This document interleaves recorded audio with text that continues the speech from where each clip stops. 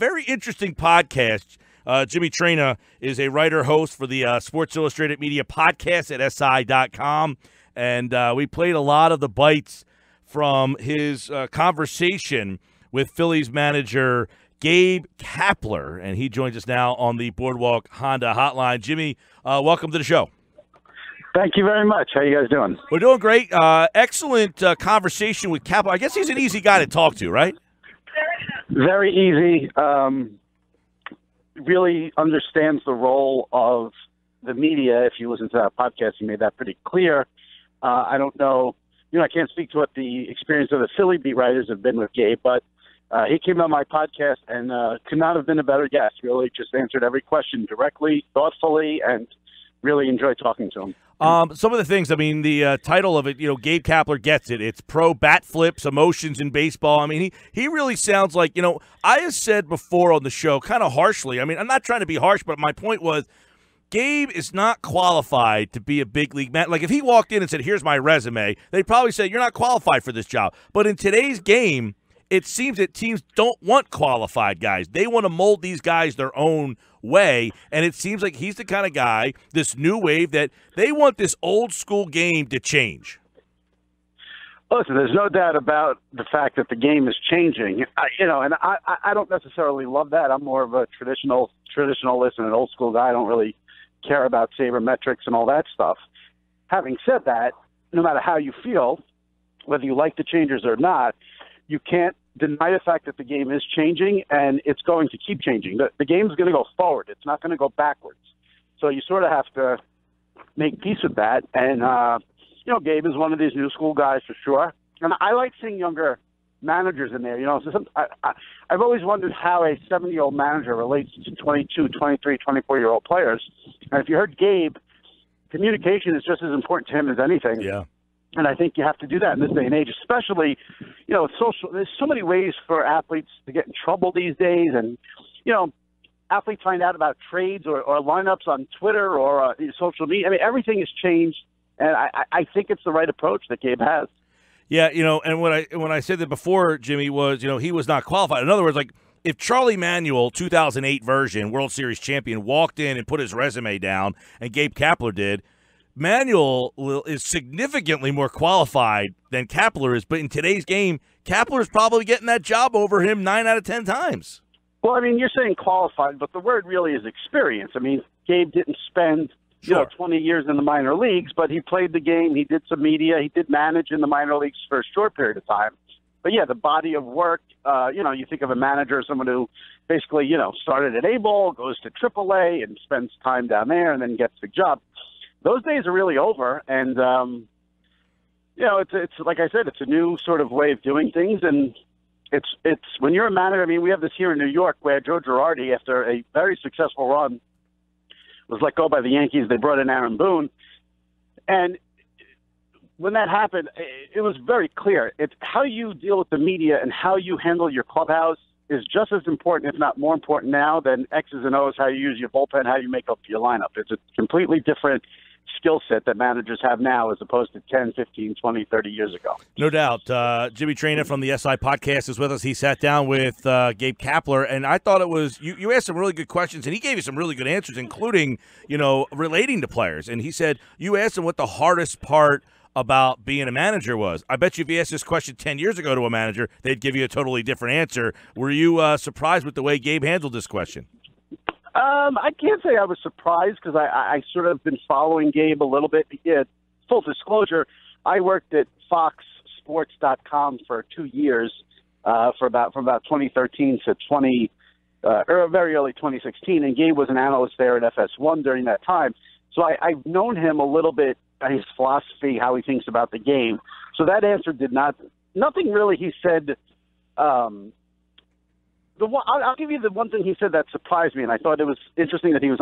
And I should say his honesty is what surprised me. Is I asked him about the Rays are doing this, and a couple of other teams are doing this now, where they're starting relief pitchers for an inning and then bringing in their starter in the second or third inning.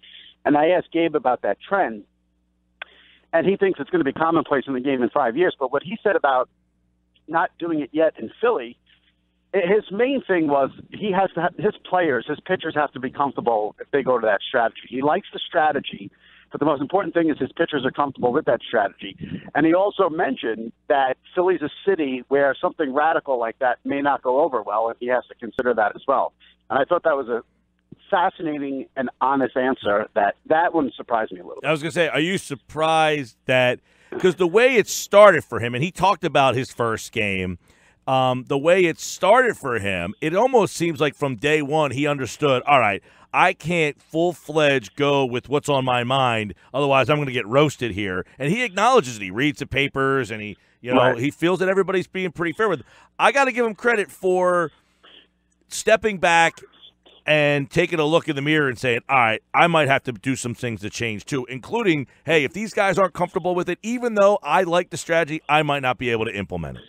Right. He considers his players there. He actually considered the fans and media in that question, which I thought was interesting. And you just reminded me, you asked me about what surprised me the most, but you just said, jogged my memory. I asked him how much media sort of he consumes, and he said he reads everything about the Phillies. Said he reads everything. That surprised me because I would think in this day and age you'd want to not read everything because things are so vicious and, social media, Twitter, and everyone has an opinion and people want you fired after a day or a week. But he was very honest and said he reads everything, and he's sort of using that in how he approaches things, which I think is a smart way to go about it. And one of the things, we played a lot of the audio from that earlier, and I hadn't heard it before, so I was kind of like, I can't sit here and say he's my favorite manager or I think he's awful. I just, I've been kind of warming up to him. But I thought if you never watched him and thought he was an idiot and listened to them, you probably warmed up more to him. And if you liked him and listened, you probably would say, this guy kind of gets it. I do think the podcast helped him. Oh, I'm glad if that's the case. And, obviously I'm biased because he came on and gave me his time and was very generous with his time and his answers. But I'm trying to be objective about it, and I think if you listen to that podcast, Phillies fan or not a Phillies fan, just a baseball fan, I think if you listen to that podcast, I'd be hard to understand how you could come away with it not rooting for him. I think, we like our athletes and sports figures, be honest and be upfront. And I think he couldn't have been more honest and upfront and just seemed like a very likable guy. Forget, how he does on the field, X's and O's, all that. See, to me, he seems like an easy guy to root for. Yeah, what did he acknowledged the first game criticism. And, do you feel that he really learned, like, whoa, this is a lot more intense than I really was prepared for? Or was his time in the media, did he kind of understand, or is Philly just a different animal of the way that they came after him after pulling Nola on opening day? Listen, it would be hard for me to get in his head. He'd have to answer that. What he on the podcast answered that question and said he understood the venom after opening day and where it was coming from. Me personally, I think no matter how much time you spend in the media, analyzing the media, whether it's Philly, New York, wherever they have the most vicious media, you can expect to get beat up a little bit. But I still think even in this day and age of 2018 and social media, when people are calling for your job after one game or 1 week, it's over the top. So I don't know. I have a hard time believing anybody would be okay with that. But he gave an answer that, he's understood it and understood where it was coming from, and he sort of seemed fine with it. What was it like working with him in the media? He seems like the fact that he did some media stuff, he seems like that would not be something that he would enjoy. Well, listen, I don't want to create any false. We didn't really work together. We worked for the same company, and I sort of listened to a lot, watched him on TV a lot. Gotcha. So I don't want to put that out there. But listen, I think I always get surprised by athletes who I didn't think would be want to go into the media, and they get into the media. And listen, it's a good way to keep your name out there if you're looking to stay in the game. And obviously it worked out for him. He went to the Dodgers front office and then into the dugout for the Phillies. Yeah, I know, when he was hired, it was a big surprise to many people. He kind of came out of nowhere, but he's this new wave of manager here. But he likes all the bat flips, and he sounds like the kind of guy who wants to add a little bit more pizzazz in the game. In fact, Jimmy, he had said here a little while back that he feels that the Phillies are one of the more exciting teams in baseball to watch, and he kind of went through the whole roster of, well, Herrera does this and Hoskins does that. I mean, it seems like he is at least trying to get his team some more notice. Listen, at the end of the day, it's sports, it's baseball. It's not, solving cancer or, murder mysteries. So I think baseball could definitely use a little injection of fun here and there. No doubt. Jimmy Traina, the SI podcast. Listen to the full podcast with Gabe Kapler. I think you will enjoy it, and you will enjoy Gabe. If you're not a Gabe fan, give it a chance. If you do like Gabe, you will probably like him even more. He's on the latest episode of the SI Media podcast with Jimmy Traina here on the Boardwalk Honda Hotline. Jimmy, good job, and we appreciate it. I appreciate it. And a quick little plug just for the people out there in Philly. After Gabe Kapler on the same podcast is Chris Long of the Eagles. So you got a lot of Philly flair in this episode. A little twofer Yeah. Philly. All right, Jimmy, appreciate it, man. Thank you.